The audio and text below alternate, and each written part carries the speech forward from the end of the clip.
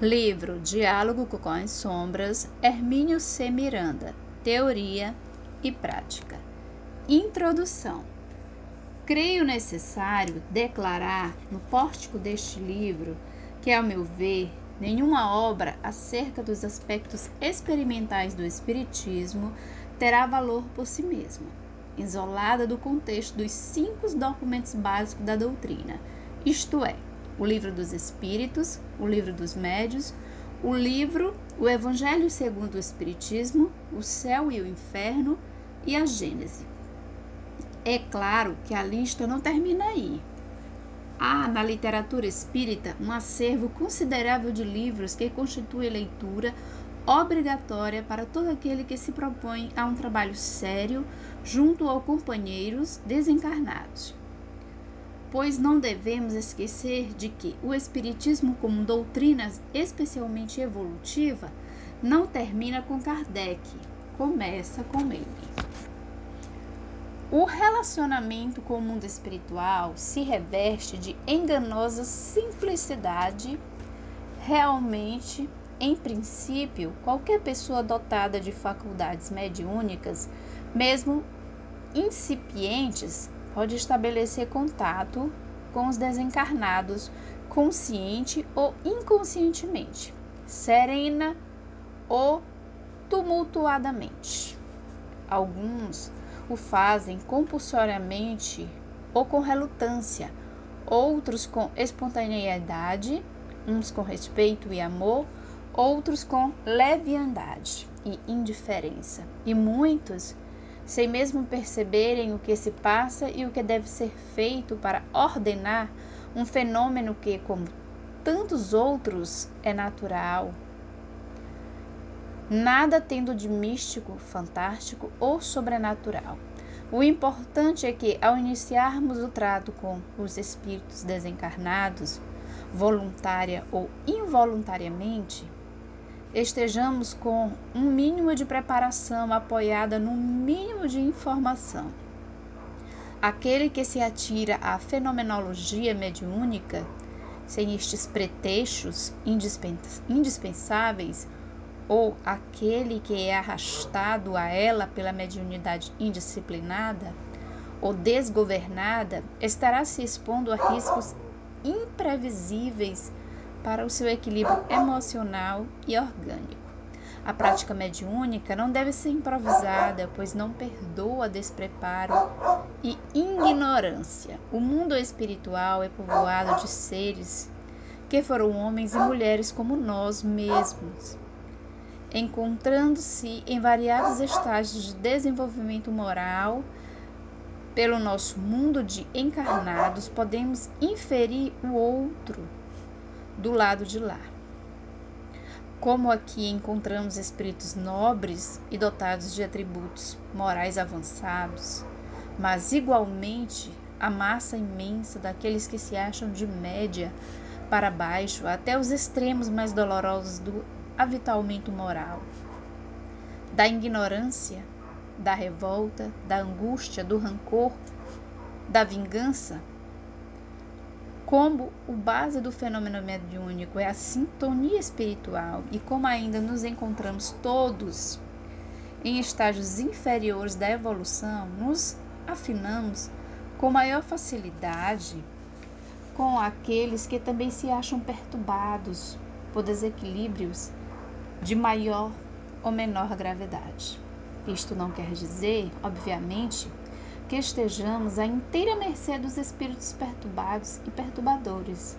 Velam por nós companheiros de elevada categoria, sempre dispostos a nos ajudar, mas não nos podemos esquecer de que eles não podem fazer por nós as tarefas de que nos incumbem, nem livrar-nos das nossas provações, e muito menos coibir os mecanismos do nosso livre-arbítrio.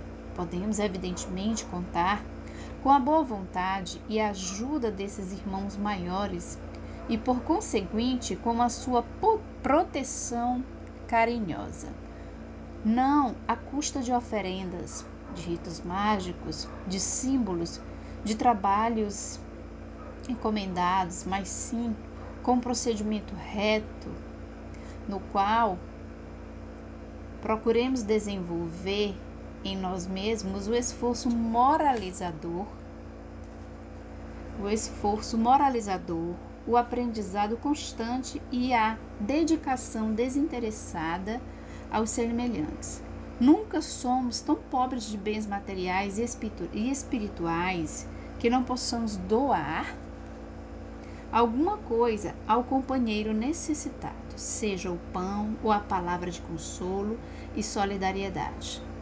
É com estas atitudes que nos asseguramos da assistência de irmãos mais experimentados e evoluídos, não para nos livrar das nossas dores, nem para cumprir mandados nossos ou atender às nossas menores exigências e súplicas, mas para nos concederem o privilégio da sua presença amiga, da sua inspiração oportuna e da sua ajuda desinteressada naquilo que for realmente proveitoso ao nosso espírito, e não naquilo que julgamos que seja.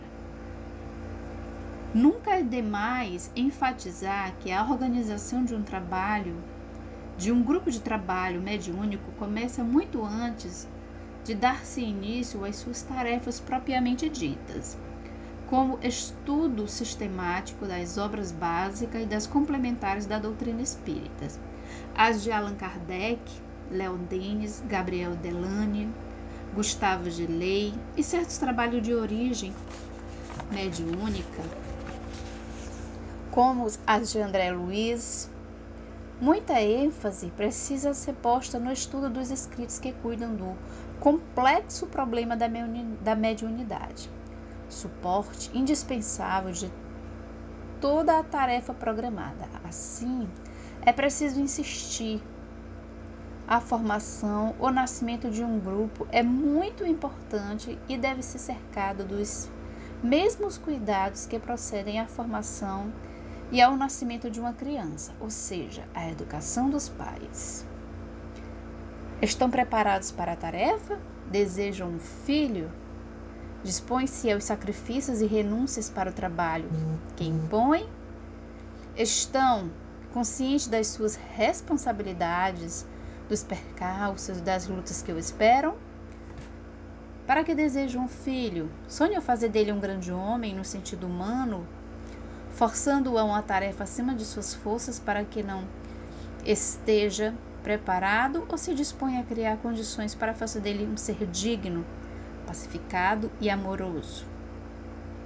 Estão prontos a receber a tarefa da humildade e, acima de tudo, estão prontos e dispostos a se doarem integralmente, sem reservas, ao amor ilimitado, sem condições e sem imposições?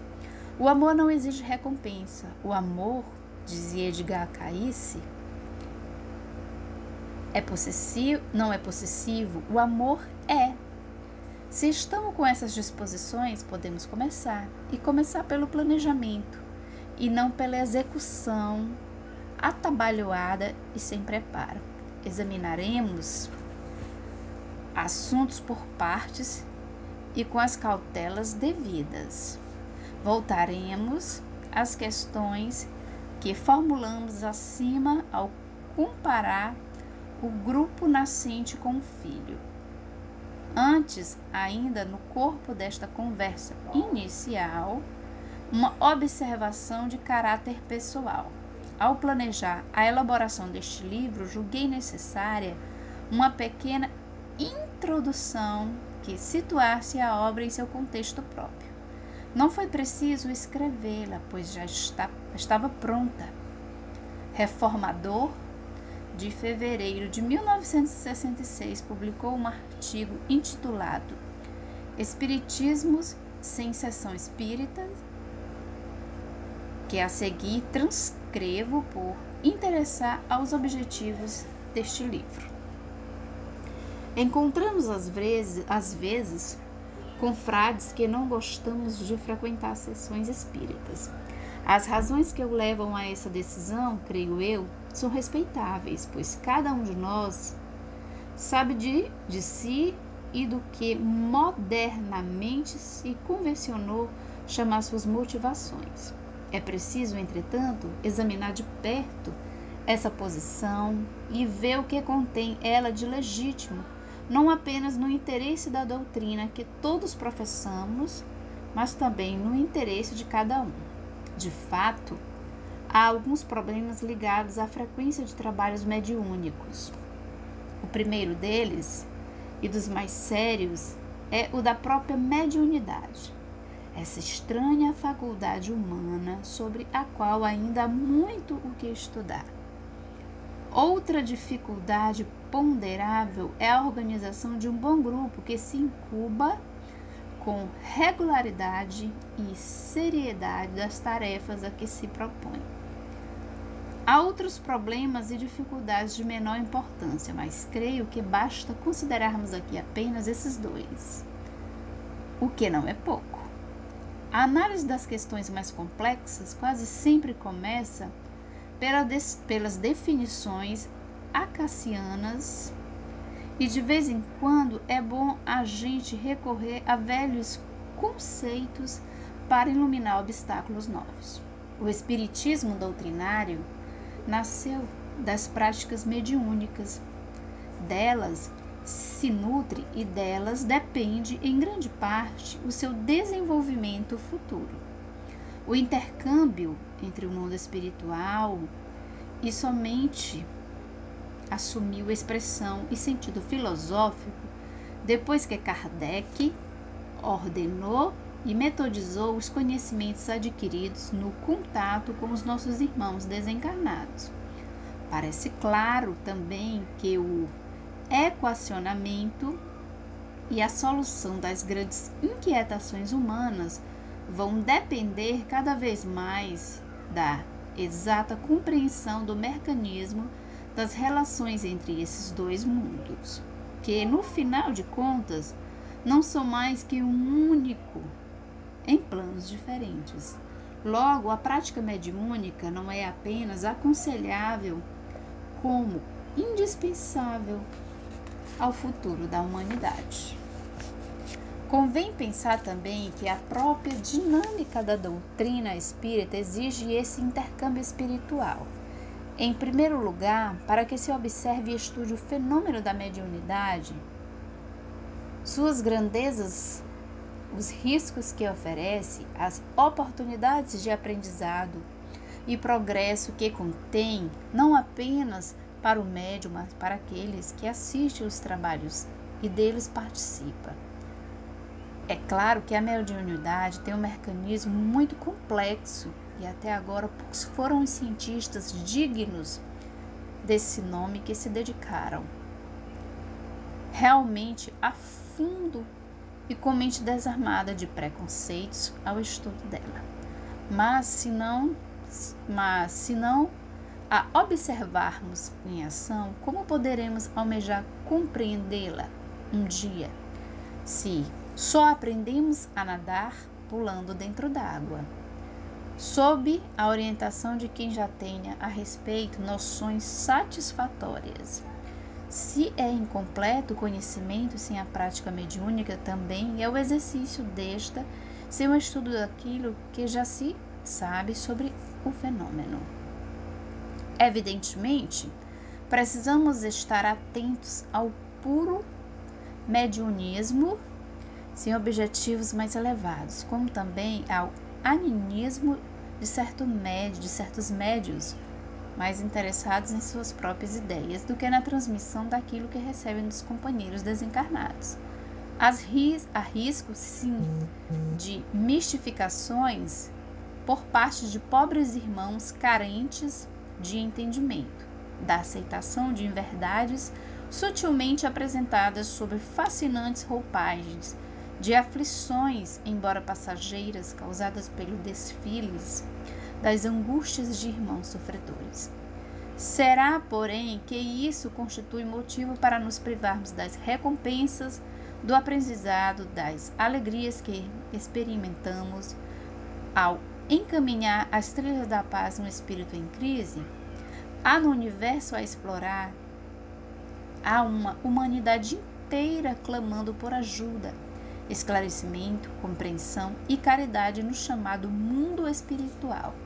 Seus dramas, suas angústias não são puramente individuais. O espírito que erra invariavelmente prejudica alguém mais. Os erros que cometemos prendem-nos a uma cadeia de fatos e de seres que se estende pelo tempo afora. Nunca o drama de um espírito é apenas seu. Há sempre nesta vida, ou em alguma das anteriores, elos que nos ligam a outros seres e a outras dores. Aquele que odeia muitas vezes já está maduro para o perdão. Basta uma palavra serena de esclarecimento, um gesto de tranquila compreensão para libertar não apenas o seu espírito da tormenta do ódio, mas também o irmão que lhe sofre as agressivas vibrações provocadas por antigas mágoas. Aos que ainda desejam vingar-se das antiquíssimas ofensas, mostramos a inutilidade do seu intento e os novos problemas que virão agravar o seu futuro. Aos que ainda se prende a superadas teologias, ajudamos a compreender a nova realidade que tem diante de si. A todos os que erraram, consolamos com a nossa própria imperfeição e com a certeza da recuperação. Aos que já atingiram elevado patamares de conhecimento e amor, ouvimos-los com admiração e proveito. Muitos nos buscam apenas para trazer notícia das suas próprias conclusões, da nova compreensão diante desse mistério sempre renovado da vida. Multidões de seres que aqui vieram inúmeras vezes, como criaturas encarnadas, lá estão à espera de ajuda. E, no entanto, são tão poucos os grupos que se dispõem a esse trabalho, que tão altos dividendos paga em conhecimento e progresso espiritual. No exercício constante dessa atividade, vemos cada vez melhor a solidez inabalável da doutrina que nos legaram os espíritos, através da lúcida inteligência de Kardec. Crentes ou descrentes, católicos ou protestantes, todos nos vêm confirmar as verdades mestras do espiritismo, de que espírito sobrevive à morte física, de que reencarnar, de que progride e aprende tanto na carne como no espaço, de que as leis